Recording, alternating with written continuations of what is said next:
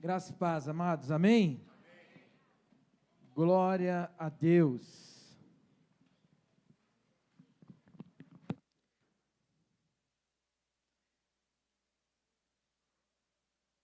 Que a sua vida seja abençoada nessa noite, que o Senhor fale ao seu coração, que o Senhor fale ao meu coração. Eu peço a Deus que os nossos olhos espirituais e ouvidos espirituais estejam abertos para que o Senhor fale conosco. Senhor, em nome de Jesus, estamos reunidos aqui em seu nome, Senhor Deus, para que o Senhor fale aos nossos corações. Queremos cultuar ao Senhor, estamos aqui cultuando ao único Deus, e que o Senhor tenha liberdade no nosso meio. Amém. Irmãos, queria falar um pouco nessa noite sobre entregar tudo nas mãos de Deus. Nós vamos trabalhar e expor com o livro de João, porém, vamos ler uma passagem que, na realidade, ela é tratada nos 4 evangelhos. Essa passagem ela é tratada em Mateus, Marcos, Lucas e João. A base do nosso texto nessa noite será João. Porém, a leitura, e eu peço para vocês que vocês fiquem bem atentos, a leitura será feita em 3 evangelhos, ao mesmo tempo. E, na verdade, é um desafio a gente fazer isso para que a gente tente compreender melhor o contexto. Então, eu peço que a multimídia também se atente à ordem dos versículos que eu coloquei. E assim nós vamos ler os 3 evangelhos. E a leitura inicial, o texto da palavra, será conduzido dessa forma. Então nós vamos trabalhar com o evangelho de João, que é o evangelho principal que vamos utilizar na mensagem, na exposição. Mas falaremos também de Marcos e Mateus. E assim eu pretendo dar uma maior claridade ao texto, fazendo dessa forma. Então, começando com João, capítulo 6, versículos 1 e 2. Então, vamos lá. Prestem bem atenção, eu vou ler pausadamente para a gente entender o contexto. Algum tempo depois, Jesus partiu para outra margem do mar da Galileia. E grande multidão continuava a segui-lo, porque vira sinais miraculosos que ele tinha realizado nos doentes. Agora, Marcos 6:31 diz assim: havia muita gente indo e vindo, a ponto de eles não terem tempo de comer, eles, Jesus e os discípulos. Jesus lhes disse: venha comigo para um lugar deserto e descansem um pouco. Assim eles se afastaram, agora estou no 32, assim eles se afastaram num barco para um lugar deserto.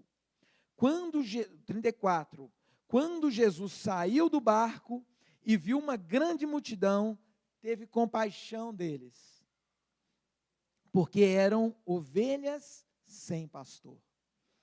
Então, começou a ensinar-lhes muitas coisas.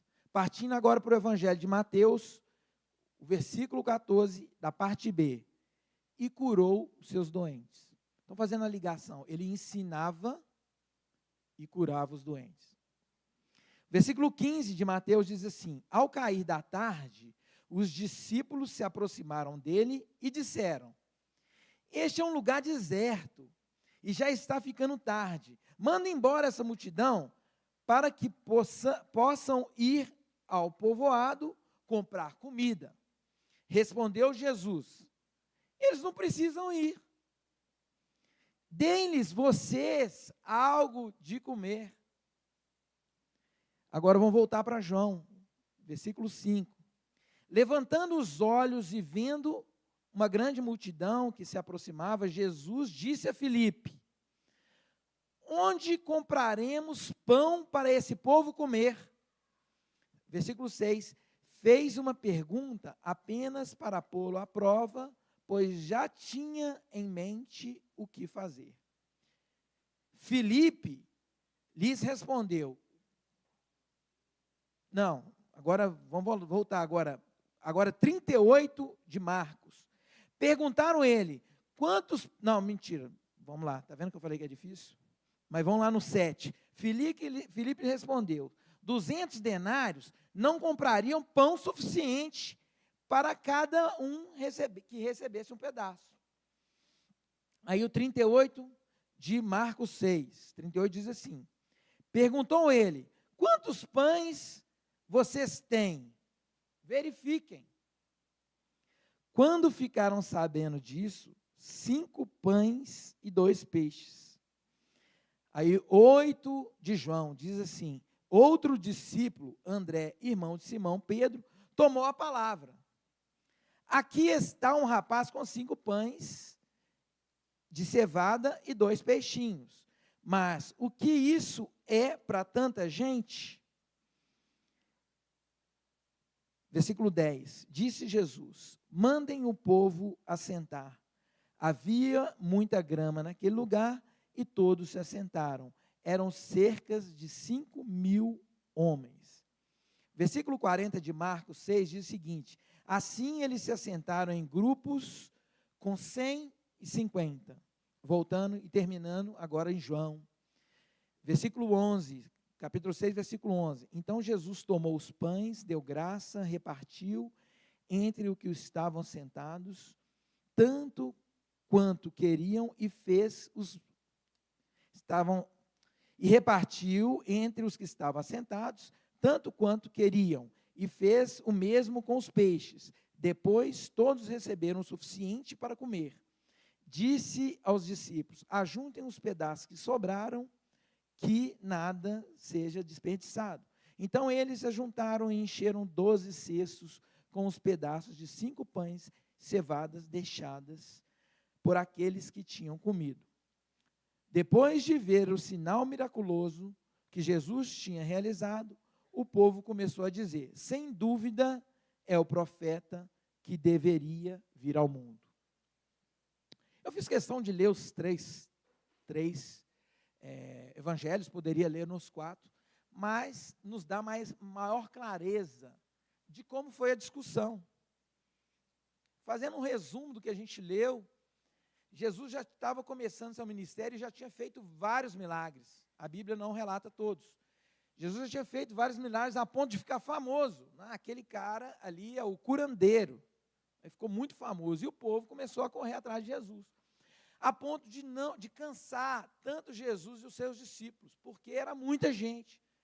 E aí a gente vê um falando um detalhe e outro capítulo, outro escritor, outro evangelho, falando outros detalhes. E Jesus, preocupado com isso, fala assim, vamos ali para uma região deserta. E eles foram para Betsaida, uma cidade menor, povoados menores. E foi ficar para descansar, tentar descansar. Mas o povo estava tão sufocando Jesus, que eles descobriram onde Jesus estava com seus discípulos, e foram atrás de Jesus, com as suas necessidades pessoais. E aí, no momento que era para se descansar, Jesus levanta e vê a multidão, e se compadece daquela multidão, ou seja, não teve descanso, né? E aí, Jesus passa o dia inteiro ensinando aquele povo. E aí, quando a gente lê, se a gente lê só João, a gente não ia entender esses detalhes. Jesus passa ali o dia inteiro ensinando e curando os doentes, fazendo obras de milagres e ensinando o povo. E quando chega à tarde, o povo já estava. Quando falam também ali, tem um detalhe aqui que a gente, está vendo, tinha tanta coisa para ler e eu não li. E João, ele deixa claro que era próximo da Páscoa. E na Páscoa, muitas pessoas, os judeus, iam para Jerusalém. Então, a movimentação era muito grande. Por isso que tinha multidões, não só pela fama de Jesus Cristo, mas porque eles estavam passando, indo para Jerusalém. e ali passavam próximo daquelas regiões do Mar da Galileia ali, eles descobriam que Jesus estava ali curando, e as multidões, né, e aqui relata que tinha 5.000, e na verdade a Bíblia, todos nós sabemos aqui, que a igreja, sempre os pastores têm falado, que normalmente nessa época de Jesus, só se contavam os homens. Então, se tinha 5.000 homens, provavelmente tinha entre 10 e 20 mil pessoas, contando as mulheres e as crianças. E imagina Jesus vendo e se compadecendo dessa gente. E só Jesus e os discípulos. E chegando ao entardecer, o que os discípulos falam? Né? Jesus se compadeceu deles também, falou assim, esse pessoal está precisando comer, né? Provavelmente ali conversando entre eles. Aí Jesus, aí os próprios discípulos, querendo se livrar do problema, falaram assim, Jesus, faz o seguinte, arruma um jeito de mandar esse povo embora, porque eles vão aqui nas pequenas vilarejos para tentar comprar alguma coisa. E aí começa o desafio de Jesus. Jesus fala assim, não, eles não precisam ir embora. Olha só, isso está lá em Mateus. Eles não precisam ir embora. Dá-lhes vocês de comer. Aí aparece, né, um inteligente, fala assim, até antes Jesus pergunta para Filipe, Filipe, onde tem pão aqui para comer? Então, olha só, Jesus já trabalhando na mente daquelas pessoas, daqueles discípulos, né? E aí, ele provavelmente perguntou para Filipe, porque Filipe era daquela região, Filipe e André. Então, Jesus, quando pergunta para Filipe, ele provavelmente disse, tem alguma padaria por aqui? Né? Alguma padaria perto? Agora, imagina, uma padaria para 5.000 pessoas, né? Só tem que o cara nem começa a entender que Jesus, João deixa claro que Jesus estava pondo à prova os discípulos ali. Aí aquele cara querendo resolver com aquele discípulo, né? Desculpa o cara, irmãos, eu sou jovem demais. Aquele discípulo querendo resolver, falou assim, 200 denários, não dá para comprar pão para esse povo, não. Denários, irmão, a gente já aprendeu aqui na igreja também, sempre os pastores têm ensinado a teologia correta nessa congregação, eu tenho visto. Denário era 1 dia de trabalho. 200 dias de trabalho era praticamente 6 meses, uma pessoa tinha que tentar trabalhar para pagar o pão, que ele ainda fala que provavelmente ia dar um pão para cada um. Esse pão, irmãos, não é o pãozinho francês, igual a gente conhece hoje em dia. A gente vê o pão asa, mais ou menos, é um bolachão, parecia um bolachão. Estima-se que um homem comeria 3 ou 4 tranquilamente. Né? E aí Jesus fala, não, 200, o Filipe fala, 200 denários não daria para esse tanto de gente. E aí, Jesus fala assim, não, então, vão atrás aí, vê quem que tem, vê se vocês têm aí. E os caras saem, só tem que, e provavelmente André fala assim, André está em João falando, André também era da região. E a gente não sabe se ele conhecia o rapaz, tem gente que entende que é uma criança, mas na verdade fala que é um rapaz, não sabe se ele conhecia um rapaz, se ele pediu ou se ele viu, mas ele falou assim, tem um rapaz ali que tem 5 pães e 2 peixes. Ele foi até mais ousado, né? Chegou para Jesus, tem 5 pães e 2 peixes. Aí ele mesmo já fala assim, mas o que vale 5 pães e 2 peixes para esse montão de gente que tem aqui? Não dá para nada, né, Jesus? E aí, irmãos, e aí a gente vai vendo que Jesus fala, não, isso aí é suficiente, traz. Vamos agradecer, faz o povo sentar. Olha só, Jesus estava preocupado até com o conforto daquele povo, porque a Bíblia faz questão de sentar, de citar, e aí fala em mais de um evangelho, que ali era gramadinho, era uma relva verde, que dava para todo mundo sentar confortavelmente. E fala até que eles sentaram em grupo de 50 e de 100. A gente só entende quando a gente faz a leitura completa dos 4 evangelhos. E por aí, estima-se que eles conseguiram contar esse tanto de gente exatamente por essa organização. Se sentou grupo de 100 e de 50, dava para contar legal, né? 5.000 pessoas. 5.000 homens. Então, provavelmente, estima-se, repito, que deveria ter 20.000 pessoas. E aí Jesus agradece e começa a distribuir os pães. E aí, irmãos, tem por aí a teologia da libertação e a teologia da missão integral, que não acredita em milagres, diz que aquele feito não foi um milagre, que Jesus não fez a multiplicação dos pães. Eles dizem por aí, e toma cuidado que esse povo, alguns deles da missão integral estão no nosso meio, eles não acreditam nos milagres de Jesus. Eles entendem que ali, psicologicamente, de uma forma filosófica, Jesus, o menininho, o rapaz, compartilhou aquilo que ele tinha com os discípulos, e a multidão começou a ver, né? Oh, legal, ele fez isso, ó, que maravilha, todo mundo deve ter ficado emocionado, e começou a compartilhar quem tinha pão, e aí todo mundo comeu. Mas isso é tão absurdo, que a Bíblia deixa claro que a multidão, ao final desse momento que Jesus multiplicou tanto os pães como o peixe, que a multidão quer fazer Jesus de rei. Se fosse só uma filosofia, eles iam fazer Jesus de rei? Não.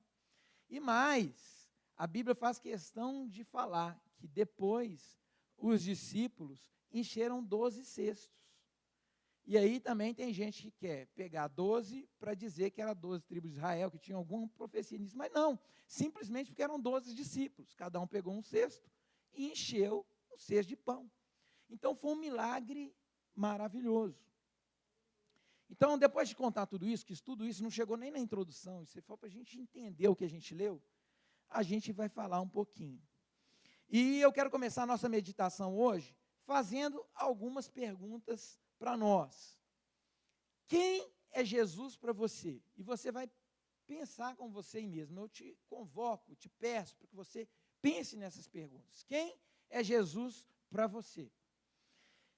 No meio de tantas demandas do nosso sistema, nossos sonhos, nossos desejos, e em qual lugar Jesus ocupa na sua vida? Isso é mais um ponto que a gente precisa raciocinar nessa noite. Diante de tantas aflições e demandas nos dias de hoje, na nossa vida secular, qual lugar Jesus ocupa na nossa vida? Qual o tratamento que eu temos realmente dado a Cristo, que professamos na nossa fé, em todas as reuniões nossas, nas nossas células, nos nossos cultos, aos domingos? Que tratamento nós temos dado? Realmente nós temos contado com Cristo? São muitas perguntas. Nós temos tratado Cristo como? Ele ocupa a nossa... O que Ele é para você? Ele ocupa na sua vida qual posição? Estamos falando de Jesus. Irmãos, por isso que eu falei que nós vamos ficar baseado em João, porque João, ele pretende, através do seu livro, da maior compreensão da vida de Jesus. João não se preocupa com detalhes, e por isso que eu fui procurar em outros textos a mesma passagem, porque lá dá outros detalhes, que não João, porque João, ele está preocupado em mostrar o ministério de Jesus, e ele começa o livro dele, diferente dos outros, ele começa o livro dele dizendo que Jesus era o verbo, e o verbo era Deus, e ele estava com Deus lá no princípio. Ele não conta o início da vida de Jesus, ele não está preocupado com isso. O livro de João está preocupado em ensinar que Jesus é Deus conosco. E aí, quando ele traz essa preocupação, João foi escrito depois dos 3 primeiros evangelhos. Provavelmente, ele conhecia os outros evangelhos. Por isso, ele tinha diretamente um aspecto a tratar. Mostrar que Jesus, o seu ministério, como eu já disse, que Jesus era o Messias e que Jesus era o Deus conosco. João teve esse propósito. Tanto é que ele mostra no seu livro sinais e maravilhas. Na verdade, João aponta sinais, porque sinais é maior que um milagre. São milagres grandiosos com muito propósito. João cita 7 milagres. Quais foram os milagres citados por João? João citou a transformação de água em vinho, que é o de Caná, que eu preguei aqui no casamento do Bolão, e da Ingrid, né? Jesus cura o paralítico, Jesus anda sobre as águas, né? Jesus ressuscita Lázaro, Jesus cura o filho do oficial do rei, e Jesus multiplicou o pão, e Jesus também cura um cego de nascença. São esses 7 milagres que são tratados no livro de João. São milagres que os próprios judeus procuravam quem que faria isso para ser o Messias. Tanto é que ao final do livro, ao final da nossa leitura aqui, no versículo 15, 14 ou 15, eles querem tomar Jesus como rei e eles falam que é o profeta. Mas por que eles falam que é o profeta? Eles chamam de Messias porque eles estão aguardando esse Messias. Até hoje os judeus estão aguardando o Messias. Cada vez eles acham que é o Messias. De vez em quando eu costumo ver uns debates, uns podcasts de judeu, e realmente eles têm os argumentos deles, eles estão aguardando o Messias. Mas tudo isso João mostra que eram milagres que só o Messias podia fazer. O problema é que o judeu, eles queriam apenas um rei, uma pessoa política, e não alguém que fosse realmente um Deus espiritual, algo divino, vindo de Deus do Pai. Eles queriam um político. Mas João mostra esses milagres. E dentre os 7 milagres de João, este milagre é um dos mais importantes, tanto é que foi citado nos 4 evangelhos. Tem muitos milagres, tem um no evangelho, tem 2, tem 3, mas o milagre da multiplicação dos pães, ele foi citado nos 4 evangelhos. Tão importante. E por que é importante? A gente vê esse capítulo, irmãos, capítulo 6, a gente começa a compreender um pouco mais a Bíblia. Para mim, tem alguns capítulos na Bíblia que são bem estratégicos, que a gente poderia, assim nos meus estudos, eu conseguiria resumir a Bíblia com alguns capítulos específicos. Samuel tem um deles, João tem bastante deles, depois tem o Apocalipse, Gênesis, alguma coisa que a gente consegue resumir a Bíblia. E esse aqui é um dos capítulos muito importantes, porque aqui Jesus mostra, quando fala Jesus subir ao monte, é como Moisés ter subido ao monte. Quando Jesus multiplica os pães, é simbolizando também o maná caído do céu. Porque também foi o mesmo motivo, o maná era para alimentar o povo no deserto. E ali Jesus estava alimentando um povo faminto. Quando se diz que Jesus, dali ele anda pelas águas, que até está ali, logo depois da nossa leitura ali, Jesus anda pelas águas, então também é uma forma de atravessar o mar, o rio Jordão.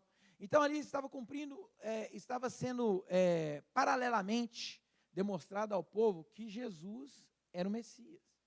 Mas ele era muito mais do que o Messias que o povo está esperando.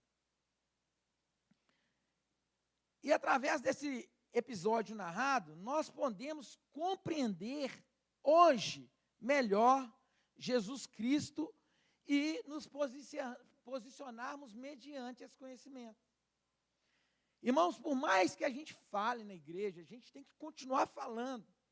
Vou dar um exemplo secular aqui. Se a Coca-Cola confiasse só que ela é extremamente conhecida no mundo e parasse de fazer propaganda e não aparecesse mais, provavelmente a Coca-Cola seria esquecida daqui a uns anos. Mas ela, por mais que ela seja conhecida no mundo inteiro, ela não para de fazer propaganda. No Natal, ela não para de pôr o Papai Noel tomando Coca-Cola. Não para. É porque, sabe, os marqueteiros já descobriram que nós temos uma mente volátil. E nós, cristãos, como seres humanos, somos esses mesmos que esquecemos das coisas. Provavelmente você não lembra da mensagem, como eu também, que foi dada ao mês, quiçá há 15 dias atrás, ou talvez alguns ainda lembram da mensagem da semana passada. Nós temos a mente volátil, por isso que a prática do Evangelho, e o Evangelho precisa estar sempre falado e repetido, é pedagógico. É muito importante, irmãos. Sabe por quê? Se você esquecer, você cai e vacila. precisamos estar firmes no Evangelho e lembrando quem Jesus é para nós. Precisamos ter sede da palavra todos os dias na nossa casa. Precisamos orar. Hoje eu almocei com um casal maravilhoso e, dentre as conversas, eu descobri que ele está orando, tem 3 meses, todos os dias, 6 horas da manhã, no mínimo meia hora. Imagina a felicidade que deu no meu coração, Clênio. Irmãos, é esse tipo de relacionamento que a gente precisa ter com Deus, sabe por quê? Porque sua mente é enganosa. Você vai esquecer. Então, nós precisamos lembrar alguma coisa que esse texto nos faz pensar. O primeiro ponto é que Jesus não é apenas um curandeiro. Jesus é o Deus conosco. Se a gente pegar o versículo 2, diz assim, a grande multidão, versículo João agora, nós estamos falando de João, né? A grande multidão, versículo 2 do capítulo 6, a grande multidão continuava a segui-lo porque vira sinais miraculosos que ele tinha realizado nos doentes. Eram pessoas que queriam só a cura, eram pessoas que queriam só o curandeiro. Essa multidão, ela ia para Jesus no que ele pode fazer e não pelo que ele é. E não achem, não culpem aquela multidão, porque se nós pararmos para pensar, muitas vezes nós só vamos a Cristo pelaquilo que Ele pode nos dar. E isso aí já é um ponto de vantagem, porque pelo menos você está procurando a fonte. Não é bom não, não é suficiente, mas é um ponto. Porque tem gente que não vai até Cristo não. Tem gente que tem a mesma forma egoísta, mas vai procurar em coach, vai procurar em livro, vai procurar em conselhos de pessoas sem compromisso, vai procurar com a sua própria força, mas sempre querendo o quê? Resolver as suas situações, os seus problemas. Mas só que é isso, são coisas terrenas. Nós precisamos entender que tudo que nós conquistarmos nessa terra vai passar. A prata e o ouro, essas coisas se corroem, ou seja, se esvai, perdem valor, ou se você morrer, você não leva nada disso aqui. Precisamos ter isso em mente. É essa a diferença do cristão convertido, ele sabe disso. Ele sabe que as coisas não têm valor, elas até prestam. Um celular é legal, ter um carro, um transporte, um arzinho condicionado até presta para alguma coisa, mas elas não possuem um valor eterno. O cristão, conhecedor da palavra, ele precisa estar ciente e sempre lembrando que o Deus conosco, ele é muito mais do que isso. Aleluia!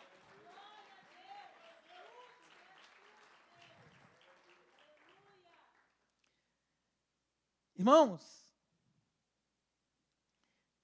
esse Jesus que eu estou dizendo, por mais que essas pessoas eram interesseiras, a gente aprende a ver aqui que ele teve compaixão. Ele é muito cheio de amor. Por mais que nós vacilamos, estamos atrás dos nossos desejos, daquilo que nos faz bem, e é certo às vezes a gente fazer, a gente como cristãos, a gente só não precisa ter isso como essa questão material de ter, o objetivo principal da nossa vida. Porque na hora que você passar por situações complicadas que não envolve, ou que possa envolver o dinheiro, e esse dinheiro e esses materiais não serem suficientes, você vai recorrer ao divino. Jesus teve compaixão. Lá em Marcos 6, que a gente leu, diz, quando Jesus saiu do barco, viu grande multidão, teve compaixão deles, porque eles eram ovelhas sem pastor. Ninguém estava ensinando para ele. Por isso que Jesus passou o dia ensinando. Só tem que Jesus conhece as nossas intenções. Não adianta você vir aqui à igreja, entregar, sempre a gente dá esse exemplo, né? Porque entregar o dízimo é uma coisa material, física. Isso aqui é o físico que mostra a fé de muitas pessoas. Mas não adianta você fazer esse rostinho de crente, aparecer aqui porque tem gente legal, você vir aqui cantar umas músicas, nem está sabendo que você está cantando. Não adianta você fazer isso aqui, porque você pode enganar muitos, e até você mesmo. Porque tem gente que mente tanto. Eu conheci uma pessoa que ela mentia tanto que ela chegou a acreditar na mentira dela. Porque mentira que ela foi repetindo, ela nem lembra se realmente, será que eu fiz isso? A pessoa acredita na mentira. Isso é perigo, isso é perigoso. Então presta atenção, meu irmão, presta atenção. Jesus conhece nossas intenções. Lá no próprio capítulo 6, e aí eu peço para a multimídia colocar para vocês acompanharem, o versículo 26 e 27 diz assim: Jesus respondeu: a verdade é que vocês estão me procurando, não porque viram sinais miraculosos, mas porque vocês comeram o pão e ficaram satisfeitos. Na verdade, ali Jesus até falando que o milagre estava ok, porque ele ali é um sinal que ele estava dando. Só ele, só Deus podia fazer, multiplicar o pão, dar comida para o povo assim, do nada. De 5 pães e 2 peixinhos. Não ficaram satisfeitos. Então, tipo assim, vocês querem mais, vocês querem isso, vocês querem essas coisas da terra, quer comida, né? Vocês estão me querendo como rei por causa disso. Não, aí ele segue no versículo 27, dizendo assim: não trabalhem pela comida que se estraga. Olha só, é o que eu disse aqui. Só tem que Jesus, em outras palavras, falando só da comida, né? Mas a gente pode trazer isso para os nossos dias por tantas coisas que a gente trabalha, né? Não trabalha para a comida que se estraga, mas pela comida que permanece para a vida eterna, a qual o Filho do Homem lhes dará. Deus, o Pai, nele colocou o seu selo de aprovação. Jesus conhece a intenção. Então, aqui a gente tem que lembrar, por mais que a gente saiba, nós precisamos lembrar que Jesus é Deus. Ele não é um Deus que cabe numa caixinha, que quando eu vou lá, estou precisando, né, não sei se o pessoal hoje não conhece muito isso não, mas a gente tinha uns cofrinhos da Economiza, você colocava as moedinhas, e quando você ficava juntando. Quando você queria alguma coisa, você ia lá e rasgava. Eu não aguentava esperar o cofrinho encher. Eu queria ir lá, rasgava os cofrinhos, dava para pegar de graça, tinha um banco econômico aqui na João César. Aí, como a gente pegava muito copinho, aí eu rasgava, eu nunca consigo esperar. Não pode fazer isso na vida espiritual. Não pode. Né? A gente precisa, porque Deus conhece a nossa intenção. Se a gente deposita ali no altar de Deus, essas coisas, é porque a gente quer crescer no conhecimento da palavra e na nossa espiritualidade, que é a espiritualidade cristã. Amém? Jesus é o nosso Deus, amém? Amém? De quem Jesus é Deus aqui? É isso aí. Bom, né? Aprendi também que muita gente vai porque os outros foram. É real. Irmãos, Jesus, além de Deus, ele é o nosso mestre. O que o mestre faz? O mestre ensina. Amém? Nós somos discípulos de Cristo. Nós fazemos discipulado aqui porque os irmãos que vão, aqueles que vão, são maduros no Evangelho, ensinam os que estão chegando, os novos que estão chegando. Tem novos que estão chegando pela idade, e tem novos que estão chegando novos no Evangelho. E aí a gente aprende de Cristo, aprende através da Bíblia, e repassamos aqui que nós conhecemos. E Jesus era o mestre daqueles discípulos. O versículo 6 de João aí, só a parte B, a parte A, 6A, fez essa pergunta apenas para pô-lo à prova. Na verdade, Jesus pergunta para Filipe, né? É aqui quando fala assim, e aí, onde que a gente vai comprar pão aqui? Na linguagem de hoje, né? Onde que tem a padaria? Jesus pergunta para Filipe.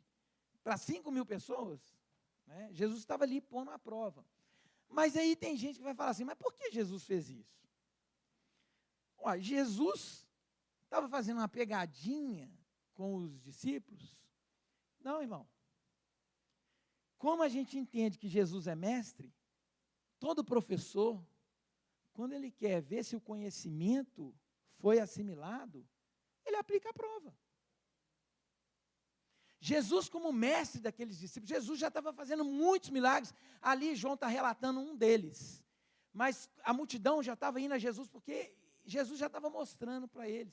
Jesus já estava andando, ensinando, e à medida que Jesus ensinava para as outras pessoas, os discípulos que andavam o tempo todo com ele estavam aprendendo de Jesus. E será que eles vendo tanta coisa, e será que os discípulos vendo tanta coisa, ainda tinha dúvida que Jesus podia resolver qualquer situação? Nós que estamos tanto tempo caminhando com Cristo, congregando, aprendendo, vendo milagres acontecer, vendo Jesus salvar pessoas, será que nós também, se formos desafiados, nós vamos fazer o quê? Quanto de dinheiro vai precisar para a gente fazer isso? Será que é isso que nós vamos fazer? Ou será que nós vamos fugir do problema e falar assim, manda embora, deixa para lá, passa o pano? Porque foi isso que os discípulos fizeram. Se a gente observar os textos, a gente vai observar que eles fizeram isso. Alguns deram a dica de mandar o pessoal embora, para o problema ir embora, e vai ter problema que não vai embora não. Mas quem dera, leva, vai embora. Mas amanhã é segunda, meu irmão. Não adianta muitas vezes. E quando der para você mandar embora, será que você vai tirar a sua responsabilidade? O seu papel de cristão de poder ajudar? Será que é isso? Jesus estava fazendo a prova porque Jesus já tinha ensinado aquele povo. Jesus já tinha ensinado para os discípulos que ele era Deus. Os milagres que ele estava operando, irmãos, acalmando as águas. Claro que ali Jesus ia andar sobre o mar depois dessa situação Jesus. Mas eles já tinham visto outros milagres. Eles já tinham visto Jesus transformar água em vinho. Um casamento. Acabou.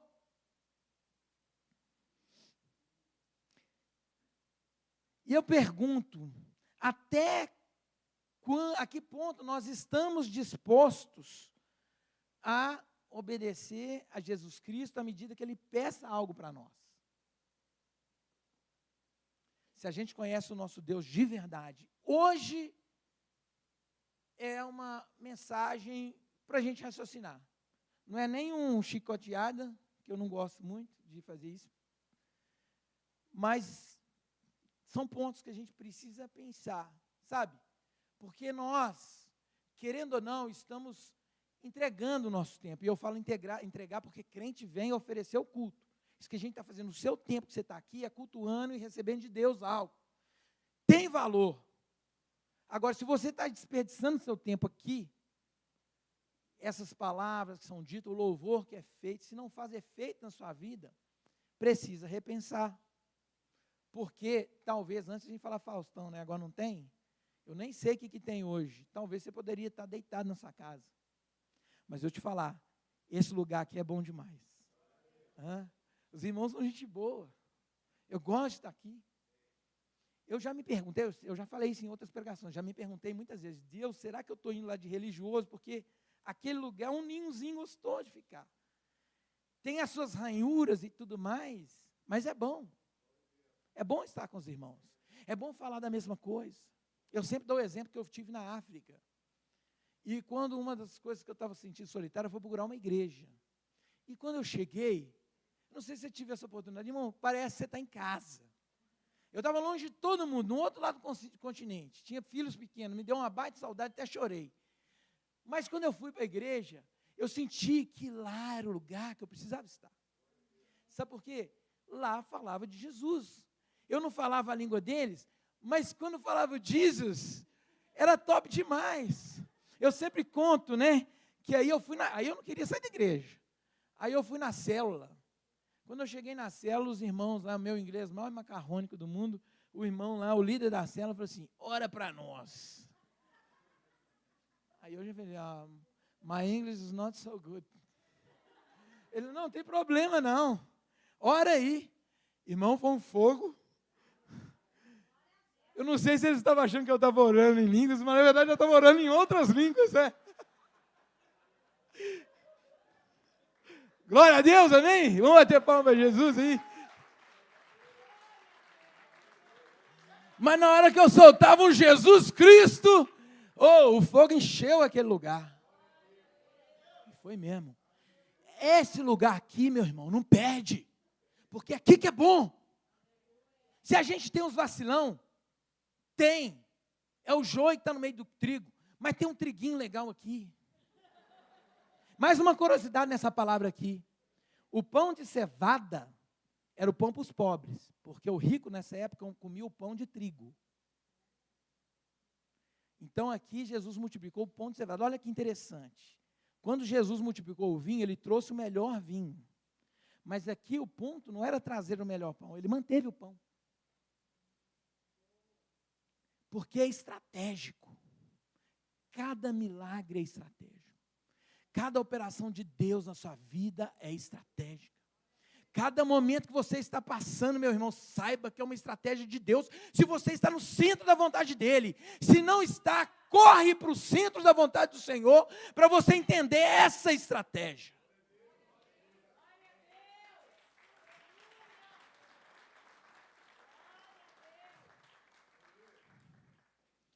E o mais legal é que Jesus ainda pega aqueles discípulos vacilão, que ele ensina e não aprendeu, porque Filipe ainda vai dar outro vacilo lá na frente. Se você ler o Evangelho, depois vocês vão entender. Não cabe aqui porque o tempo é precioso. Jesus já tinha acabado de tomar uma na orelha, né? E ainda vacila de novo. Mas a gente é assim. Cai, vai, está fervendo na oração, pá! Depois fica tranquilo a vida e tem que vigiar. Tem que vigiar. Crente vigia. Então, até agora nós lembramos que Jesus é Deus, não é só o curandeiro. Jesus era o mestre, por isso que ele colocou à prova. E muitas vezes nós vamos ser colocados à prova. E levanta a mão para o alto, agradeça a Deus, porque a luta vai passar. E aí você vai sair muito maior do que era antes. Amém? E se você ainda está andando aí por cima da carne seca, está bem, aproveite e louva a Deus. Porque nesse momento é a hora de agradecer, glorificar. Glorificar o Pai que está te deixando uma vida boa. Jesus também é onisciente. No versículo 6, a parte B, sim, agora é a parte B, pois já tinha em mente o que ia fazer. Quando ele fez a prova, ele já sabia o que ele ia fazer. Irmãos, a gente está andando, a gente está nas lutas, mas Jesus já sabe o que vai fazer na sua vida. Jesus já sabe. O plano dele é perfeito, já foi feito na eternidade. Eu imagino, assim, algumas coisas eu repito aqui demais, né? Vocês vão ver eu falando isso em outras vezes quando eu pregar, mas eu imagino Deus sentado numa cadeirinha assim, né? O Pai, o Filho e o Espírito Santo sentado na cadeirinha assim, vendo a linha do tempo. Por isso que esse negócio de soterologia, a gente até parou um pouquinho de falar isso, é complicado, porque tudo isso precisa de tempo, e Jesus está ali, Deus, Pai, fora do tempo, vendo essas coisas acontecer. Ele já sabe tudo que vai acontecer, como ele já sabia aqui.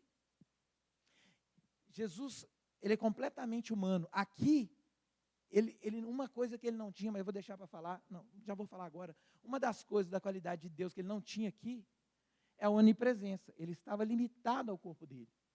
Hoje não. Hoje o nosso Jesus é onipresente. Ele está aqui conosco. Você vai sair, vai embora, ele vai estar, o Espírito de Deus vai estar, Jesus vai estar o tempo todo disponível para você. Mas aqui, ele tinha ciência do que ele ia fazer. Ele já sabia que ele ia operar o milagre. Jesus é tão estratégico que, além de ensinar, ele queria operar o milagre, que era um sinal para ensinar o povo e para mostrar que ele é o Messias. Olha como é completa a coisa. Às vezes a gente está esperando um milagre, e talvez Deus não dá, porque o propósito dele é muito maior do que aquilo que você está pedindo. Aguenta firme, meu irmão. Jesus pode te dar uma coisa diferente, ou até não te dar. E você vai passar por um sofrimento, porque o sofrimento também é bíblico. Eu não gosto de vender o sofrimento, mas nós não podemos deixar de lembrar que o sofrimento faz parte da vida. Tendo você Cristo ou não. A vantagem de saber que Cristo é que sabemos que Deus está no controle. Toda vez que eu tenho um problema lá em casa, que alguém me manda um WhatsApp, e o coração começa a bater, eu falo assim, Deus está no controle. Deus está no controle da sua vida e de todas as coisas. É por isso que nós reunimos aqui. Nós não somos um bando de bobo. Nós somos um bando de crente fiel e que acredita que esse Deus soberano pode fazer tudo por nós. e mais, nos deu a vida eterna. Dá uma salva de palmas para esse Deus aí.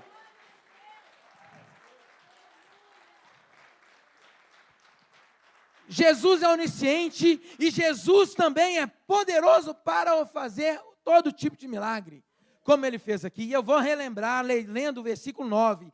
Aqui está um rapaz com 5 pães de cevada, 2 peixinhos, mas o que isto é para tanta gente? Aí vem, nas nossas lutas vão surgir dúvidas, pessoas duvidando, você duvidando, mas precisamos seguir firmes na nossa fé, porque nós temos aprendido que Ele é poderoso para nos fazer aquilo que a gente precisa, nos dar o que a gente precisa e fazer o que é necessário. Mesmo que demore ou mesmo que seja rápido. Temos que esconder nada. É transparência. O Evangelho é transparência. E hoje em dia está na moda. Então, você está passando situação, tem gente duvidando da sua fé, até mesmo, ai Jesus, cadê isso? Eu conheci uma menina chamada Lidinha. Muitos aqui conheciam no Metanoia. É toda torta. E aí o vô dela fala assim, como você glorifica um Deus que Ele não te cura? E ela tão sábia, ela é doença daquela mesmo que ela não tinha que dar, a gente tinha que dar paralisia, alguma coisa, que a gente tinha que dar até comida na boca dela. E ia fazer evangelismo com a gente. Ela só respondeu para o vô dela, falou assim, porque você olha o que você está vendo por fora, mas Deus olha o que está por dentro. As pessoas vão enxergar o que está por fora, mas a sua fé é invisível. A sua fé, ela é maior do que muita gente pensa, porque você tem fé num Deus todo-poderoso, que criou todas as células, que criou todo o universo. Se tem gente que fala que a Terra não é nada perante o universo, Ele criou o universo, criou a Terra e criou você. E lá da eternidade Ele está te vendo. Sentado no banquinho do jeito que eu penso que Ele fica. Fora, mas Ele está te vendo. Amém? Jesus é poderoso. E sabe, irmãos, eu quero lembrar para vocês que a incredulidade impede o cristão de avançar. A incredulidade impede o cristão de seguir. E muitas vezes ele até, cristão, falando que é cristão, ele fala que tem o nome de Cristo, mas ele impede outras pessoas também de prosseguir por causa da incredulidade dele. Se a gente canta que Deus dá e pode não dar, e se Ele não der, é isso mesmo, isso tem que ser verdade na nossa vida. Porque nós precisamos seguir firmes e convictos que Ele é Deus. E Deus não precisa, o que a gente aprende com esse milagre também, que Ele não precisa de muita coisa não. Eu já vi pregações que usou esse mesmo argumento. Porque Jesus precisou só dos 5 pães e 2 peixinhos. E peixinhos, irmãos, era como se fosse uma sardinhazinha mesmo. Eles usavam aquilo ali no vinagre, na salmoura, para jogar ali no pão para ficar mais gostoso. E não tinha nem vinho, né? Porque na bebida da época é vinho e água. Nem um suquinho, mas estava bom. O pãozinho com até o incremento ele multiplicou. Às vezes você vai pesquisar aí, você sempre vê a multiplicação dos pães. Mas o peixinho é importante. O peixinho é aquela maionese, Gilson. Sabe? Heinz. Eu nem sei se eu falei certo, mas é aquela maionese, que tem gente que está light e não come. Mas então é aquele tomatezinho. É, para quem gosta, né? Passas no arroz. É aquela passas. Jesus, ele deu completo. Ele deu o pãozinho. E isso foi suficiente. E às vezes, sabe o que você está precisando para o Deus operar? Dá aquilo que você tem nas mãos. Ah, Valber, eu não tenho nada. Será que você não tem? O que você vai oferecer para Ele? O que não é nem oferecer e dar para Jesus alguma coisa, não. Mas você vai colocar nas mãos dEle. O que você vai entregar para que Ele opere. Ah, eu não sei nem orar. Então, entregue essa oração que você sabe. Porque Deus, Ele precisa só de uma atitude.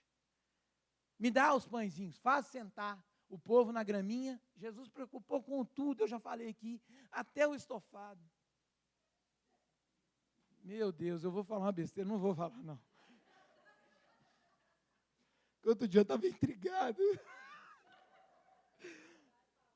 Vou falar, mas toda vez eu queimo o filme, porque isso é filmado.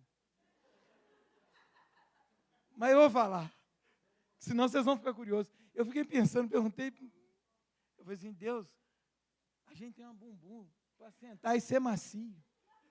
Para pensar. Se fosse o osso direto, você ia sofrer demais, meu irmão. Deus pensa em todas as coisas.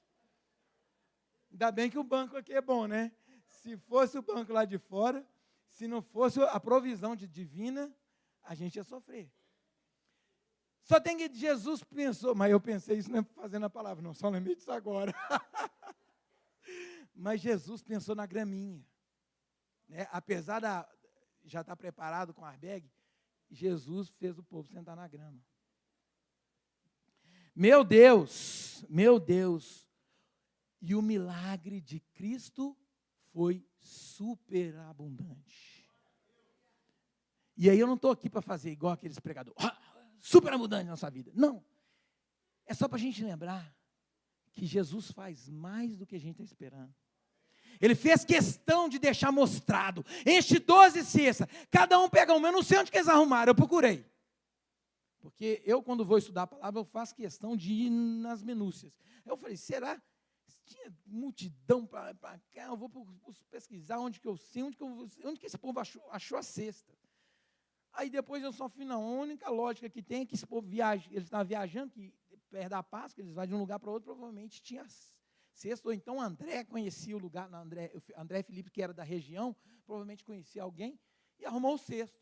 Cada um pegou o cesto e encheu. Porque nem desperdício, Jesus está preocupado até com desperdício. Não é? Desperdiça não. Desperdiça não, os tempos estão difíceis, meu irmão. Está caro. Está caro no supermercado. Não dá para a gente desperdiçar, não. Estava conversando com o irmão ontem, dois irmãos, aqui mesmo. Hoje de manhã, a gente viu, está caro as coisas. Né? A mensagem aqui não é sobre a política econômica, não. Mas vamos economizar. Jesus se preocupou com isso, ele está nos ensinando que a gente não pode desperdiçar. É seu dever de mordomia, de cristão, de fazer tudo isso que eu estou falando. Para pensar. Siga como cristão fiel, que os tempos estão difíceis. E só Deus para nos livrar dessas coisas. Então nós vimos nessa noite que Jesus é o Deus conosco. Jesus é o nosso mestre. Jesus opera milagres e maravilhas nas nossas vidas, porque Ele tem todo o poder e Ele conhece todas as coisas. E mais, hoje Ele é onisciente. Então, se você acha que ninguém te ouve, Jesus te ouve. Amém? Eu queria concluir, lembrando que o povo queria um político, o povo queria um curandeiro, mas Jesus era muito mais do que isso. E hoje nós, com tanta informação, e nossa congregação sabe que Jesus literalmente é mais que tudo isso. Ele tem poder para operar maravilhas e mais. Ele deixou o Espírito Santo que te toca aí agora. O Espírito Santo te traz a paz aí agora. O Espírito Santo opera na sua vida aí agora, porque Ele te ensina. Ele que traz a paz. Ele que é o consolador. Ele que te dá discernimento das palavras, porque eu posso falar besteira, como eu falei aqui, do bumbum, mas o Espírito Santo não deixa que essas coisas peguem a sua mente e leve para outro lugar, a não ser para onde que Ele quer que você está. Se você está vivo aí nessa cadeira nessa noite, saiba que há um propósito para você. Por mais que você ache que não tenha nada, se você tem só 5 pãezinhos e talvez só um peixinho, é isso que Deus vai usar para operar milagre na vida de multidões. Você faz parte dessa estratégia. Essa que é a vantagem de ser filho de Deus. Ah, mas eu já sou muito velho. Moisés começou. Moisés ou Noé? Moisés começou o seu trabalho com 80 anos.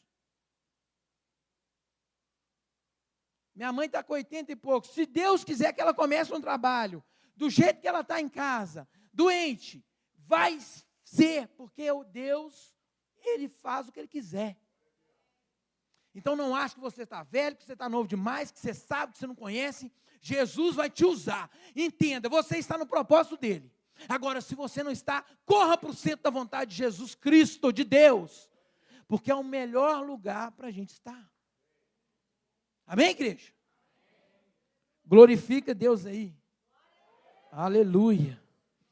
Sabe, Jesus termina ali essa passagem no versículo 6, não essa passagem, mas nesse episódio que até andar por águas ali, aí depois vai ter um debate com essa multidão, de novo, quando ele fala que vocês estão correndo só atrás de mim por causa do que eu te dei comida.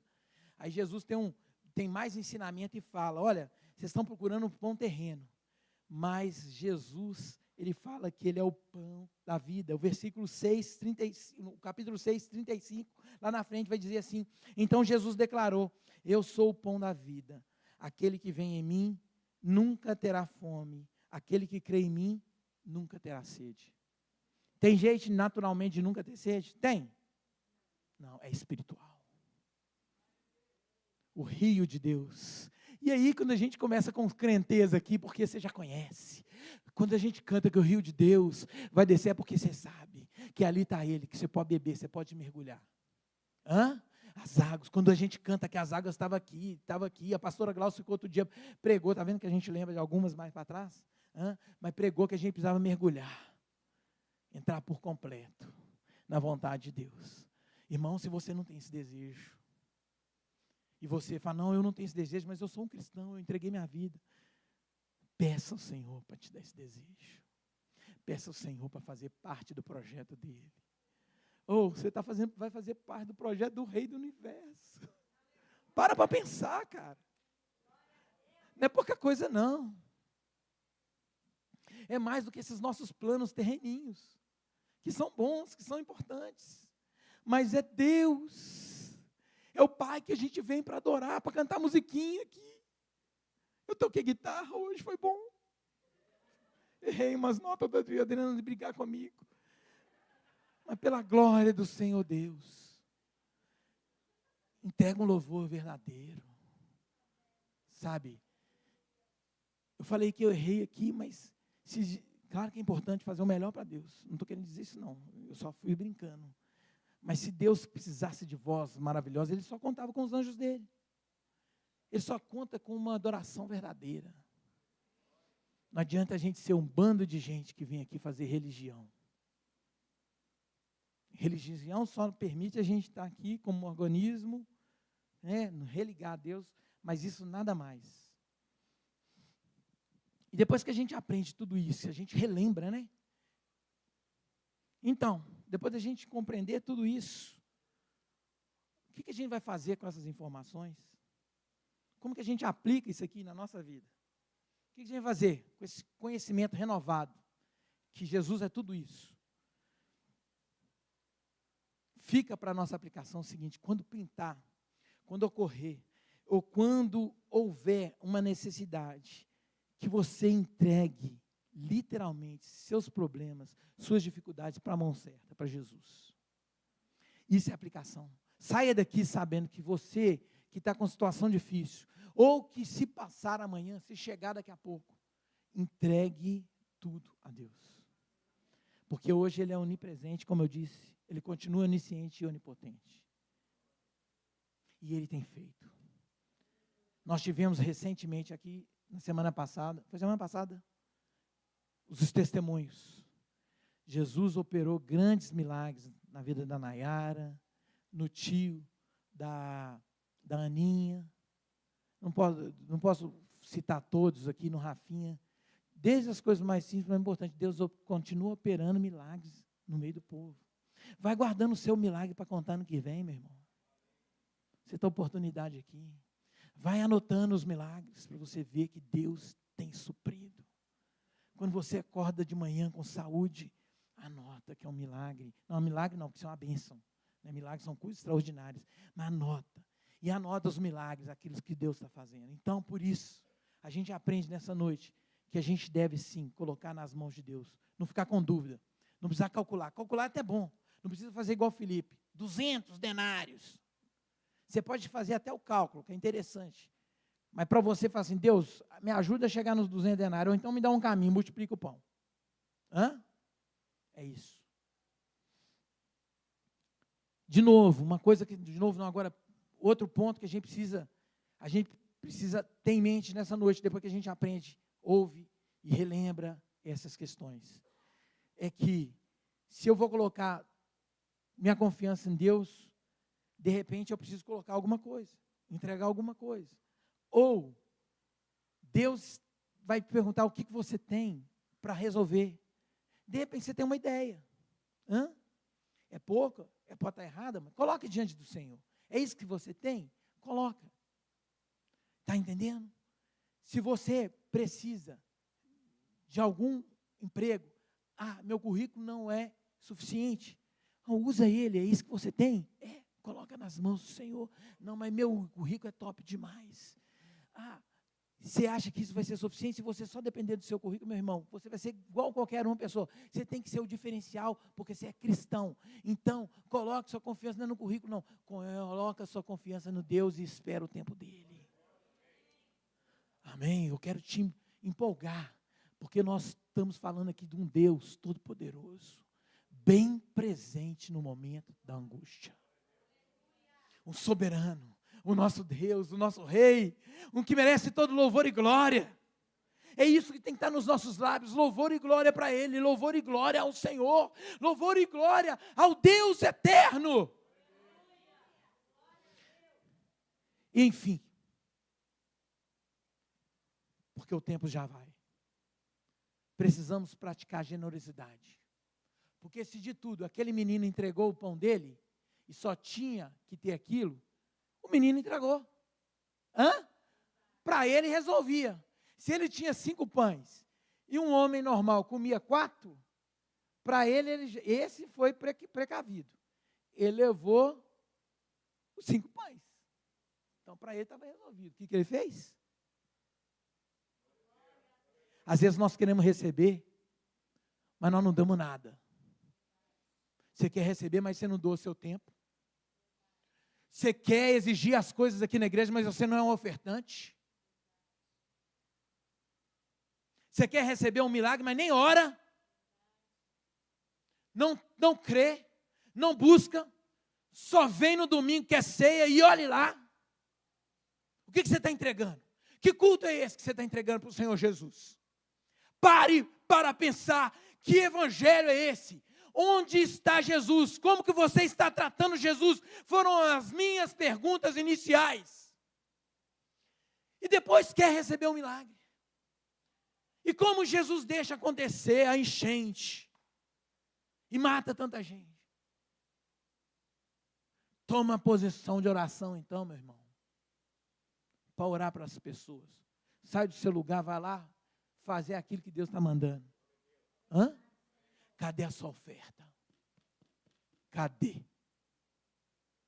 Eu temo em falar isso, mas nós temos sido os cristãos mesquinhos, limitados. E eu não estou falando de dinheiro só não, entenda, que a oferta é tudo que Deus colocar no seu coração para que você entregue. E se você está retendo dinheiro, você está em pecado também. Porque você está desobedecendo.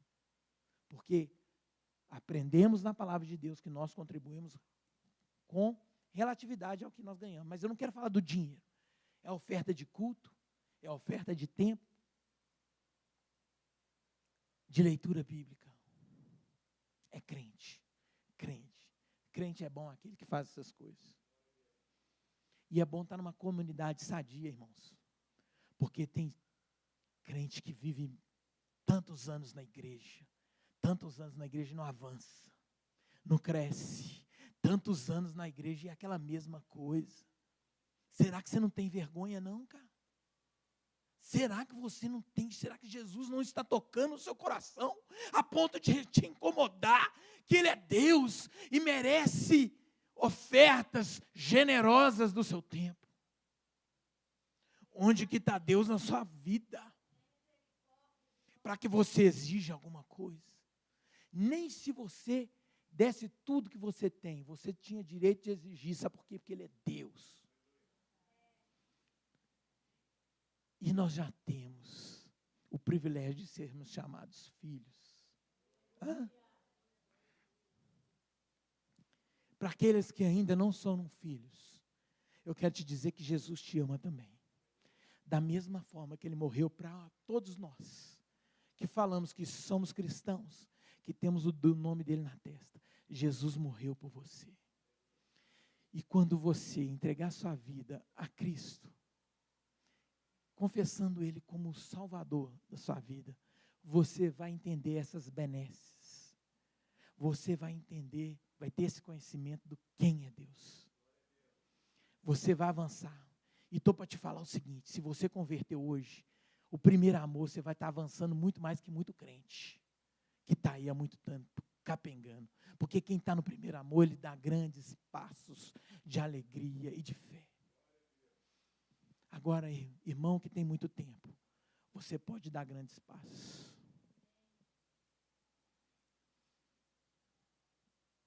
Por isso que o nome da mensagem é entregue tudo ao Senhor.